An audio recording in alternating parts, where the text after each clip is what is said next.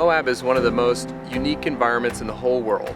There's nowhere else that has as diverse an opportunity to recreate as Moab. One of the things that's really important during your visit here is to just stay within your abilities. You don't want to go on a long hike or a strenuous hike when you have some medical problems or you're recovering from something like a hip surgery. We want you to be able to do these hikes, be smart, plan ahead, use your best judgment. So we see folks on the trail carrying one little bottle of water like this. This is not enough water. It's amazing how many times we see this. This is even not enough water. This is 1 quart. You need about 4 of these to go on a hike in the middle of the day. And this is how much water you want. You want a gallon of water. And that's if you're adapted to the heat. You have to have a lot of water. 2 or 3 times as much as you think you need. Along with water, you want to have salty snacks. You want chips, crackers, pretzels. You have to have some salt intake. You have to have some electrolyte intake. So make sure you snack the entire time.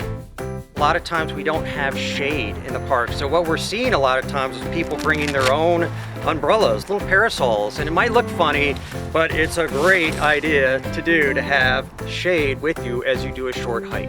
But many times people visit in the winter as well, and we have a lot of cold and ice. So you have to be prepared for that as well. It's a high desert here. It can be very cold, especially at night when the sun goes down. Actually, we have many search and rescue incidents with folks just not having a headlamp, and we could have prevented that just having a headlamp.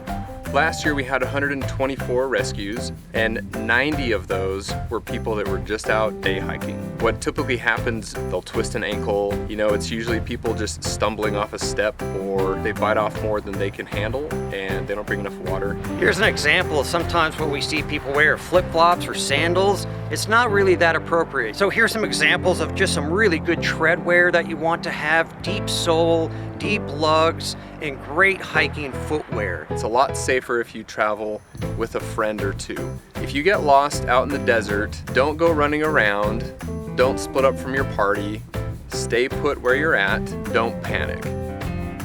And these are just simple things you can do if you're not used to the desert. It's understandable, you come here and it's a different environment.